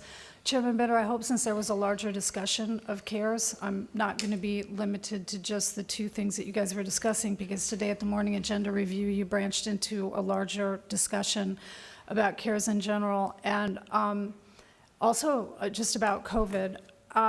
I hope that we can do some more outreach in the county for COVID vaccinations than what's actually happening. It's really alarming to hear the rate of the prisoners getting vaccinated. It makes me wonder if they're, like, you know, listening to Fox News all day long in the facilities. Why are they so scared to get vaccinated? And can there be more outreach that can be done?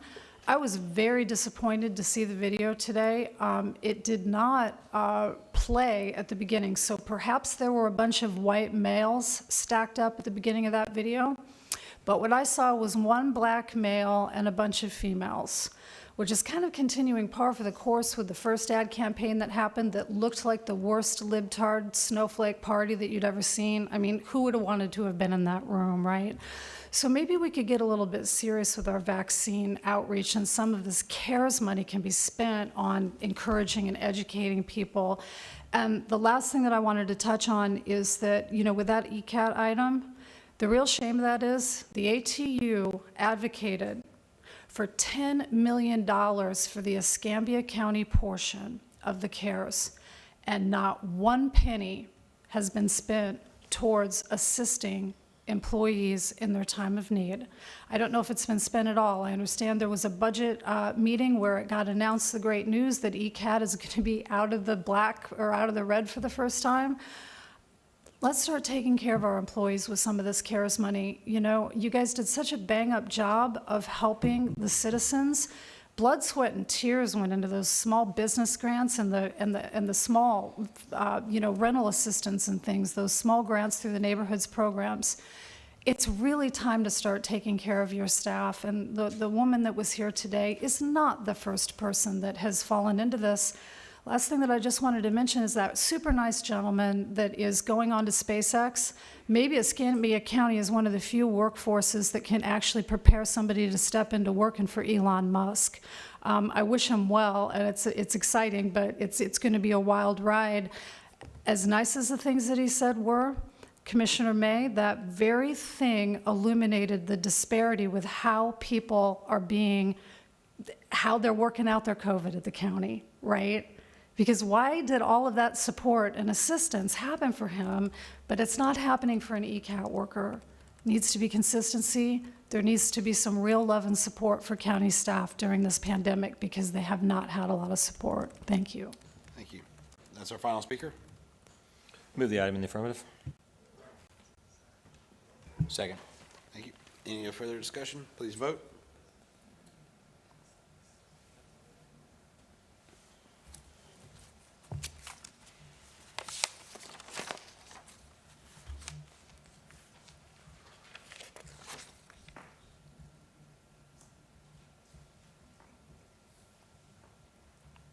Motion passes 5-0. Car 3-1, and we need to hold 3-3 for a speaker, but the other two are available. Have we, Number 2? Well, let's go to number 1 first. Okay. Move the first item, A through D. second. All right, please vote.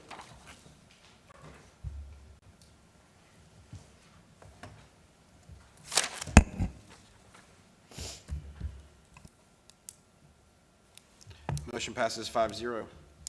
Madam Administrator. Zanani? Thank you for sticking around, Zanani. Sorry we couldn't do it this morning.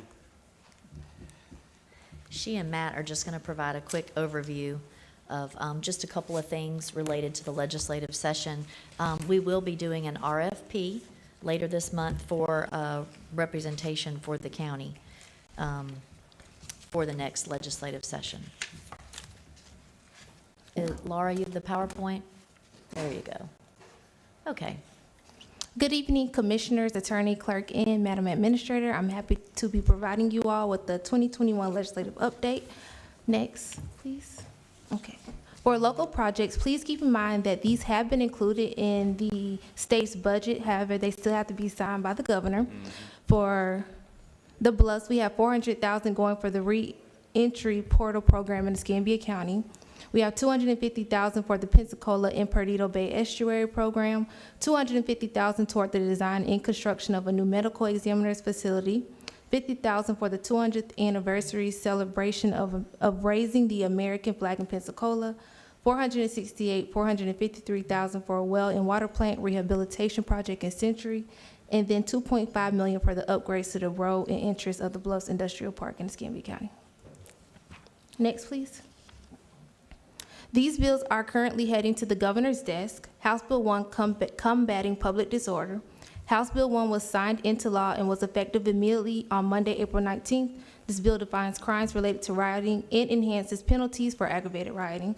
Bill creates a budget appeal process to challenge reductions in municipal law enforcement agencies' budgets and revises the crime of mob intimidation to require a threat to use force to be imminent. Any questions? No, ma'am. Okay.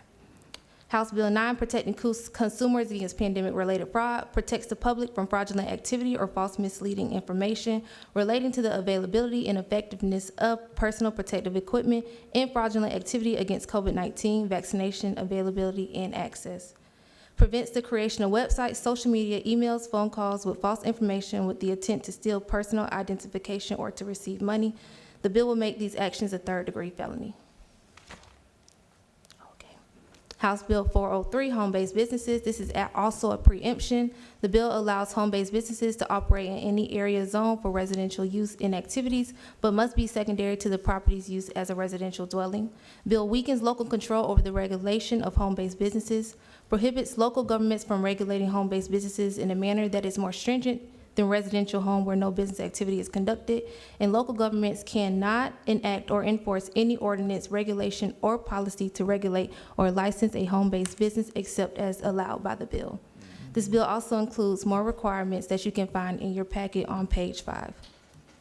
HB 839, express preemption of fuel retailers and related transportation infrastructure. This is also a preemption.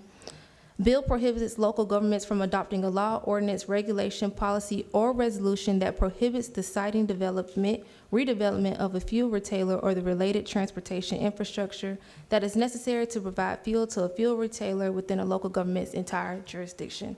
The bill preempts mandating any required infrastructure on a fuel retailer, including electric vehicle charging stations. Zanani, you want to touch on the broadband bill and I think the cottage food preemption. Those are the other two. Yes, ma'am. Broadband internet infrastructure. This addresses the digital divide in Florida and provides provisions addressing broadband mapping improvements, including funding to address the discrepancies in access maps. It also includes the opportunity grant. However, the grant part has not been funded through the legislator because they're still developing the requirements for the applicants. It also includes provisions addressing telecom access to municipal electric utility poles.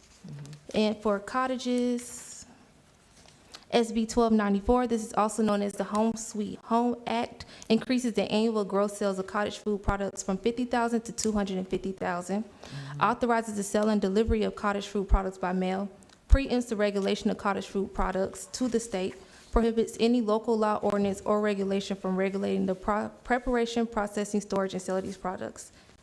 And also expresses that a cottage food operation must comply with the conditions for operation of a home-based business under Florida statute.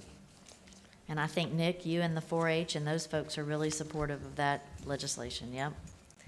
Yes, and then also SB 2006 also is an important bill for y'all to watch out for and pay attention to, and I'm sure County Administrator Gilly will have more information regarding that. Did you want to mention that the sales tax holidays? Yes. Because we want citizens to participate in the sales tax holidays, because there are 3 this year. Yes. Yes, there are 3. The first being 10-day back-to-school sales tax holiday, and this also includes computers up to $1,000. This is from July to August. The second to bring to your attention is the 10-day disaster preparedness holiday, which runs from May 28th to June 6th. And then also the 7-day sales tax holiday at Missions and on outdoor recreation supplies. Right on. And we didn't have a date on, did we have a date on that one? Not yet, ma'am. Yeah. All right, Matt? Good evening, Commissioners. I just Ne- want to say to start, if we can slip to the next slide, please. It's been an absolute pleasure working with Zanani this session. She does a great job for you guys. Lucky to have her here at Escambia County. So to cover environment, resiliency, and growth management, the first bill is SB 64 for reclaimed water. This does require domestic wastewater utilities that dispose of effluent to surface waters of the state to develop a plan and submit to DEP by November 1st of this year to eliminate that discharge. There are several provisions that provide some exceptions. SB 896 is related to solar facilities. This is a preemption. It requires all local governments to allow solar facility permitted uses in agricultural land use areas. Next bill is SB 7054. This is the Triumph Gulf Coast Fund. This sunsets the provision of sunsetting the Triumph Gulf Coast Fund, so that provision is eliminated and Triumph will be around in perpetuity. Good. So we want to thank Senator Broxson and Yes. the other members of Absolutely. our delegation. Our local delegation has played a big role in making sure that that has passed this session. And we're very thankful for their continued leadership. Absolutely. And then the last bill is SB 1954, the statewide flooding and sea level rise resilience bill. This is a great product this session to enhance Florida's resilience efforts. It creates the first statewide flooding and sea level rise resilience plan, a statewide sea level rise projection scenario, and provides an opportunity for local governments, municipalities to submit annually to the Water Management District priority projects for funding for the next resilience fund. We'll go to the next slide, please. Matt, have any of these bills been signed by the governor yet that we're looking at? Yeah, yes, sir. I believe the statewide flooding resilience legislation has 1954.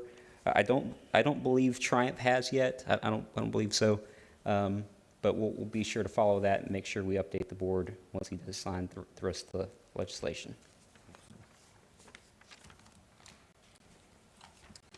Okay. The other, the last point that Zanani and I will cover is the different funding opportunities that have resulted from this record budget. Again, as it relates to the Florida Resilience Fund, there is over $500 million associated with Resilience Florida implementation. County will be eligible for that fund come July 1st. $10 million directly to assist local governments for sea level rise and coastal and inland flooding planning. $626 million for septic sewer and stormwater improvements. $45 million for total maximum daily load project improvements. $400 million for the Florida Forever program, which is related to SB 976 for the Florida Wildlife Corridors Act, and over $150 million for beach management funding.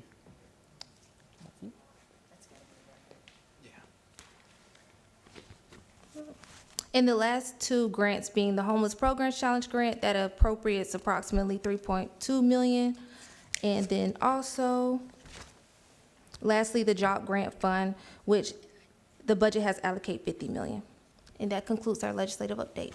Okay, great. Any board discussion? No, Lon, great job. But let me ask you, have you been monitoring House Bill 1, the one that combating public disorder? Yes, sir, it's been signed into law. That got signed into law? Yes, sir. So, I mean, I just make this point, Madam Administrator, I mean, I can't, probably am an opponent of it. I mean, I think it violates, the constitutional right for assembly, but also, it also makes it very challenging for us in being able to negotiate with our local law enforcement and the sheriff, and we've had that challenge with the former sheriff, Jeff, and so I think as we go into budget, if the sheriff decides to argue budget, the House Bill 1 adversely affects the ability and power of us to regulate the sheriff's budget, so. As long as we don't decrease it. Yeah, That's what it says. Yeah, I mean, no, you don't as long as you don't decrease it, you're okay. But maybe it needs to be decreased. Maybe we put more money in prevention. Maybe we have less crime. I mean, should every year law enforcement go up? Let's see, I lost, oh, I mean, Zanani. that's a horrible society. I don't know if any lawsuits have been filed, but I think it was our understanding that there might be some lawsuits filed about House Bill 1. Yeah, I can anticipate Yeah. on the side of the fence of the people that I talk to that there probably will be some lawsuits against House Bill 1.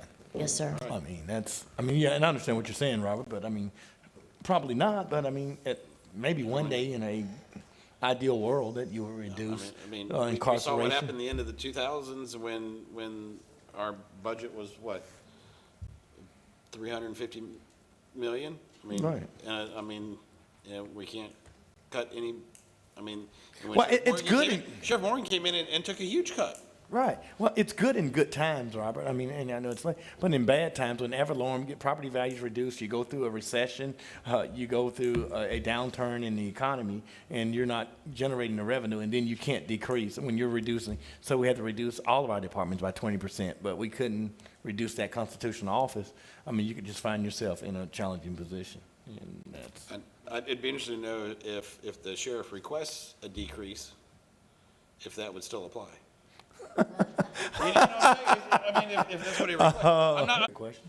Decreasing to put more in flooding and sidewalks and maybe some youth programs. So, and with that, Madam Administrator, are we looking at are we monitoring, in Allison, I know we have our federal lobbyists, are we monitoring the No, we don't. Okay, well, good. Well, that's great. He I'm just glad, told- I'm he glad you just- said that. yeah, Well, we didn't meet him. So who's monitoring the infrastructure bill for us? Who's paying attention to that? We are monitoring it. We do have a couple of folks that we've been talking with that are providing updates. I just want us to be prepared, I mean, for some of the opportunities that I think that the infrastructure bill is going to provide for roads and bridges and stormwater and housing. I mean, I'm not an authority, nor am I a lawyer. I mean, I've never even dated anyone that went to law school. But I have been, well, maybe, sort of dated her. But certainly there is some opportunities, I think, for us in the infrastructure bill. So I'm Yes. I'm just, Madam Administrator, I hope that there's someone on your staff or in the legal office, Allison, that's paying attention to opportunity. I mean, the moment that it opens up, I hope that we're aggressively seeking that funding from the infrastructure bill.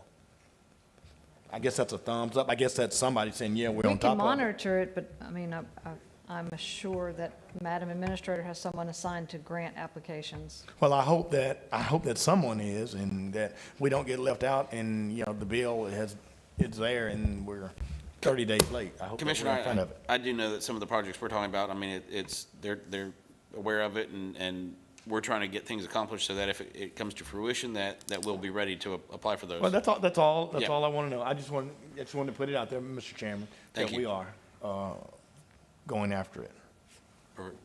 Commissioner Ragash? Oh, I'm sorry, no. No, okay.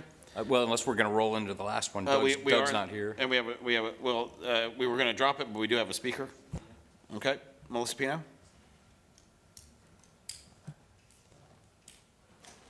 Thanks, Chairman Bender. You guys were dropping this one tonight? Yes.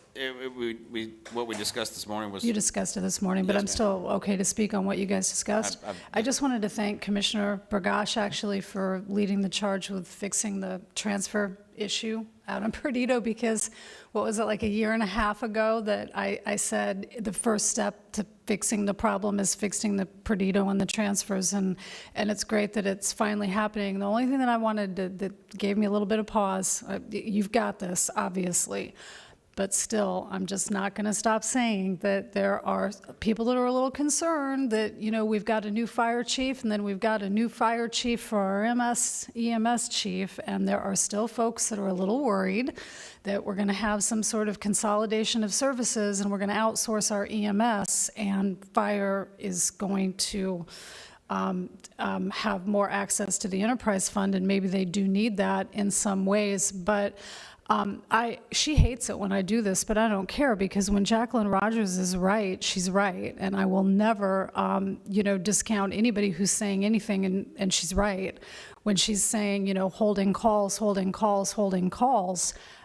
it's not just transfers and hold times at the hospitals. Huge part of it, of course, but that's not why we're all these paramedics down in Escambia County. And of course, the big crop of paramedics that was supposed to come in, I said back then, it's not going to happen. It hasn't happened.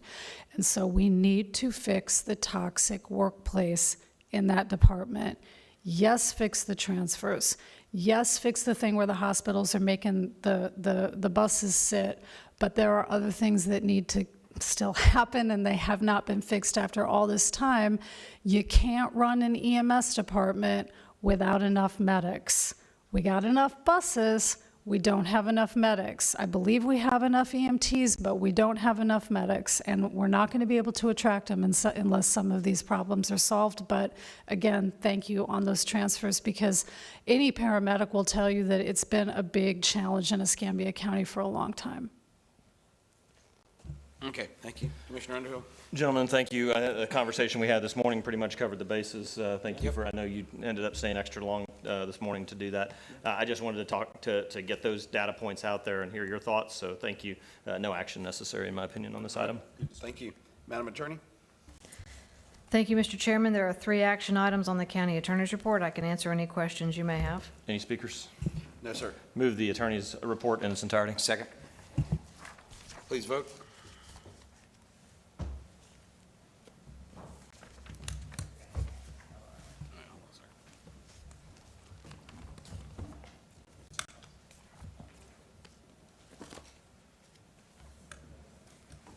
Motion passes 5-0. Thank you, gentlemen.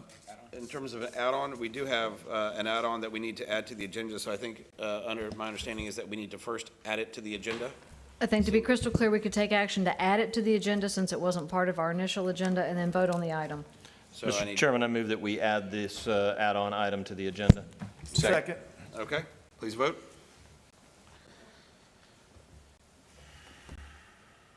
What is the add-on? The add-on, is just, I'm transferring some of my discretionary to Neighborhood and Human Services to buy some equipment for kids in the CRA through the baseball and football programs. at Awesome. Some of the, at some of the parks in my Second. district. All right, so the motion to pass, motion to add it passes 5-0. We have a motion to accept the $4,000 to be transferred to the Department of Neighborhood and Human Services for youth sports and community center outreach at Brownsville Community Center from district discretionary funds.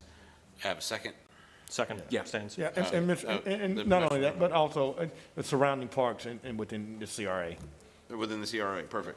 Thank you, Commissioner.